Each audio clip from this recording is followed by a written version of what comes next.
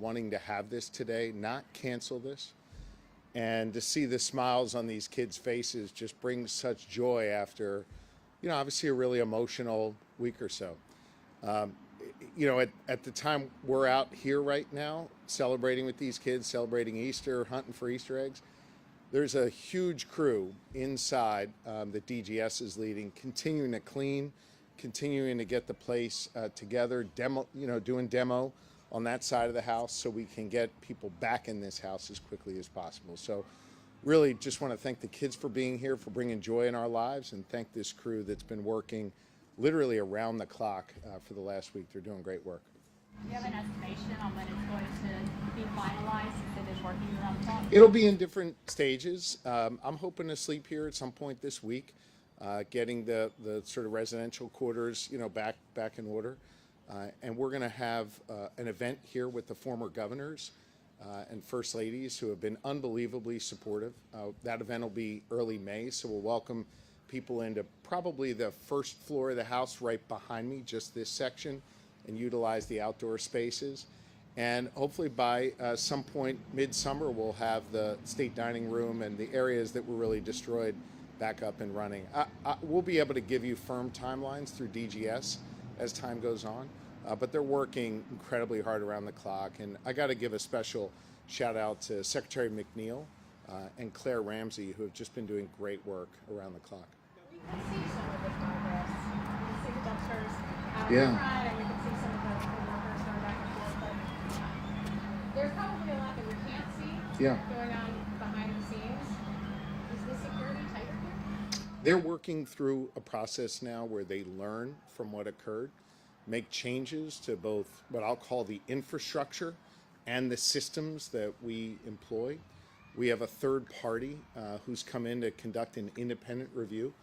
Former Colonel Jeffrey Miller of the Pennsylvania State Police, who went on to lead security at the NFL and do many other things in the security realm. So I think between the work of the state police, the work of the independent reviewer, we're going to come through this much stronger. I've said many times, I think, Lauren, maybe even to you the other day at the firehouse, that I have confidence that they can keep me and Lori, our kids, Harper, Austin, and Blair safe. And I have confidence that they're going to learn from this experience and make our systems even tighter. I talked the other day to former Governor Wendell, who said it's a shame to have to do this, but could increase manpower, increase the number of troopers. Here says it's a shame because that takes them from somewhere else that you might want them, but you have to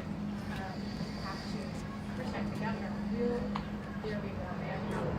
Again, I think it's best to let this process play out, for them to make determinations as to what's needed, both from an infrastructure perspective and a systems perspective. And I'm confident that when they present their findings to the four of us, we'll make the necessary reforms to keep everyone safe. What input will you have when you guys make those reforms? I didn't hear your question. Sorry, what input will you personally have when they make those reforms? Look, it's a collaborative process, as it is every single day of our lives when we travel around, all four of us, five of us, with state police protection detail. Every day there's dialogue, every day there's back and forth. Obviously some systems are going to need to change here, particularly at the governor's residence. They'll present their findings to us, and it'll be a collaborative process then as well. But before we switch topics, let's just stay on this. I'll come back to you though. Okay? You mentioned you'll be sleeping here. Yeah, soon. I mean, Yeah. do you feel, are you going to be comfortable doing that when somebody broke in here for a week ago? I will be, yes. I'm not going to live in fear. I'm not going to live in fear, and I'm not going to let the fear of, I'm not going to live in fear, period. And I'm looking forward to getting back here. I'm very comfortable here. I'm grateful for the honor the people of Pennsylvania have given me and Lori and our kids to live here. And we consider it our responsibility as temporary stewards of this wonderful home to not just live here, but to welcome people here. That's why we're having this Easter egg hunt today, while we'll have this event with the former governors and others in early May, and why we hope to be getting back to our regular routine here as soon as possible. Does it still smell like smoke? Is it like kind of going into Yeah, they've done a great job. We walked around briefly earlier this morning. It does not smell like smoke in the kind of the living quarters area. We're right here on the first floor. I haven't been in the areas that were destroyed in the last couple days. A lot of demo is going to be going on in there over the next few days, and I would expect, I'm not an expert in this, but I would expect that as you take out the charred remains, as you take out the walls and the ceilings that had both fire and smoke damage, that the smell will dissipate even more. And this is another question. Compared to last week to now, what's the big difference you're seeing as the demo continues going on and cleanup? Well, first off, last week, I mean, especially at 3 o'clock in the morning, you couldn't see through the first floor. There was smoke everywhere. There was water everywhere. There was fire damage. When I was back here the next afternoon with all of you, you all got the chance to look in there and walk through or at least see the images. A lot of that has been cleaned up. We took great pains to try and save as much of the materials as we could and send it over to the State Archives and the State Museum for them to curate and organize. And obviously now we're in the mode of cleaning it up, of repairing what can be repaired and rebuilding what needs to be rebuilt. And we'll make sure that as that process goes on, at least as it relates to the public-facing parts of this, we'll get you all in there so you can see the change. The crew at CMS, which has done a great job cataloging this so far, is cataloging it as we go through, so you'll be able to see kind of a time lapse of the progress that they make. Governor, I'm not going to ask a specific security question. Just one and then two, okay? I'll come back to you in 1 second. If there's a trial, will I be there?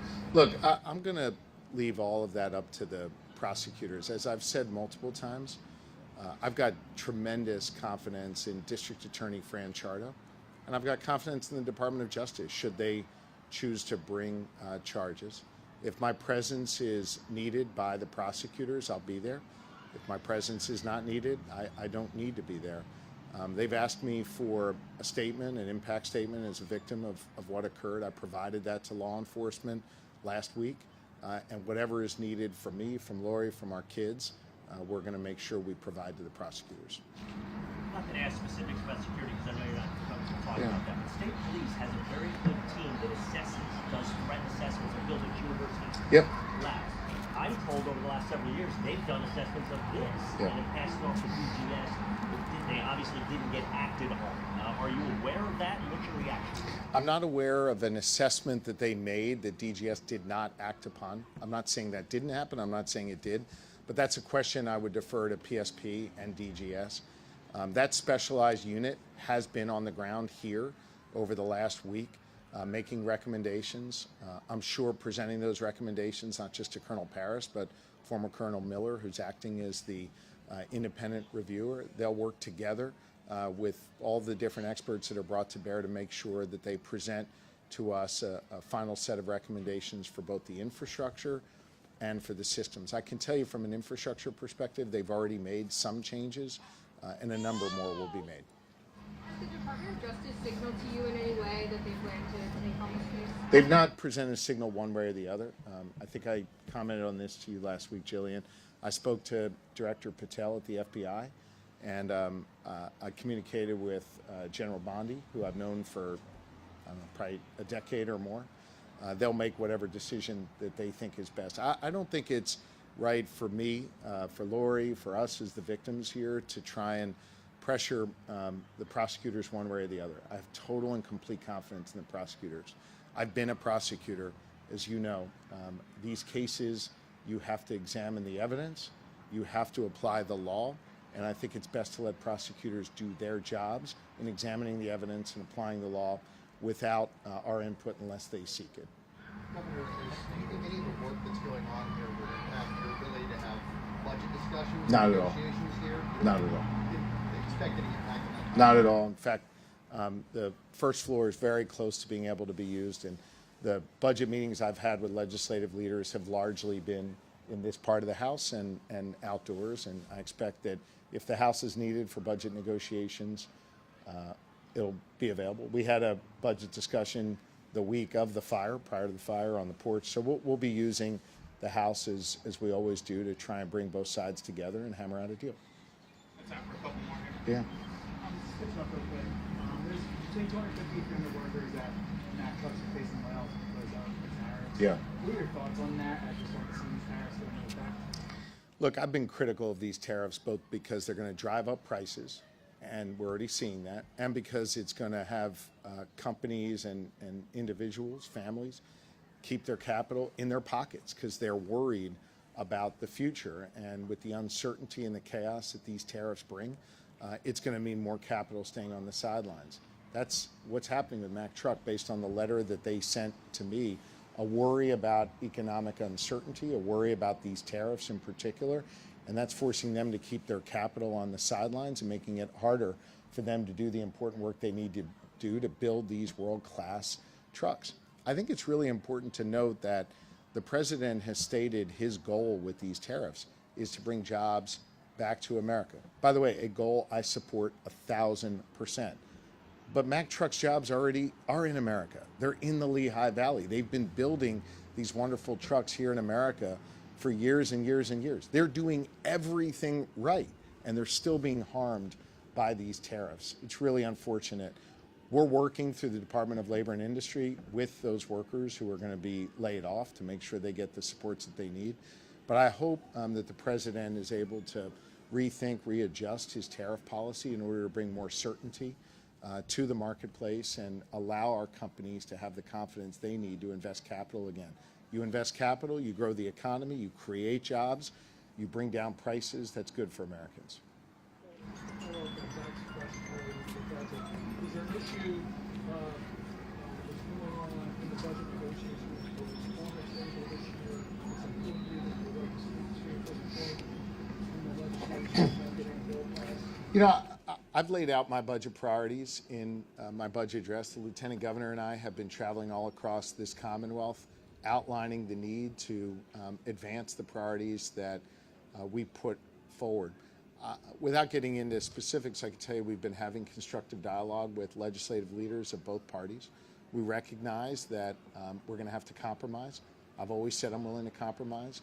They've shown a willingness to compromise. We've passed two really strong budgets with bipartisan support, and we're going to pass a third strong budget with bipartisan support.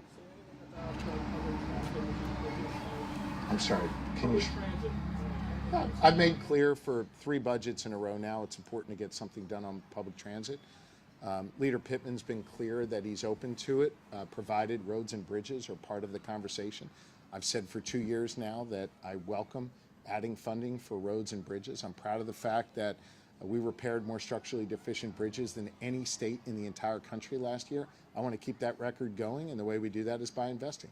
So I hope in this budget we'll have a robust plan to invest in mass transit all across the state, along with roads and bridges. Thank you. Will this budget see more money to DGS to pay for whatever security? Yeah, DGS is going to provide an accounting for the cost to both the DGS side of this, what costs are borne by insurance, what costs are going to be covered through the fundraising work that the former governors and first ladies are doing. We just don't have a full accounting of that yet, but Manuel will make sure that you have that, or DGS will make sure you have that when the process is complete. Do one more here. Can you share any more details about your conversation with President Trump last weekend? Yeah, I appreciated that the president called me kind of mid-morning on Saturday. I actually didn't take his call because it came from his cell phone, and I didn't have that number in my phone, so I didn't know who it was. As soon as I heard his message, I called him right back. He was very gracious. He asked how Lori and the kids were doing, talked for a couple minutes about what transpired at the residence. And then we talked about, for maybe the next, 15 minutes or so, about a whole host of other topics. Obviously, I'm not going to get into our private conversation here, but he's attuned to the issues that are important to me. I, of course, know the issues that are important to him, and we agreed to stay in touch going forward. Can you give us an idea, just because most of us don't know the inside of the residence and what it looks like? Yeah. Where were you guys sleeping versus where the fire happened? Like, Yeah. what was the difference between the two? The fire chief said a door, fortunately, was closed, which prevented the fire from spreading Yeah. even more. But how close were you? Well, let me talk about the first floor, which is the public space. At that end is the state dining room. You saw the damage and destruction in there.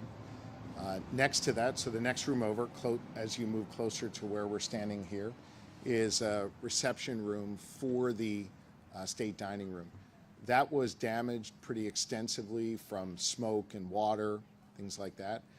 Both of those rooms are going to be torn down to the brick and the studs and rebuilt. Then there are a set of double doors that lead to a corridor where the First Lady and I each have offices. Those double doors were closed.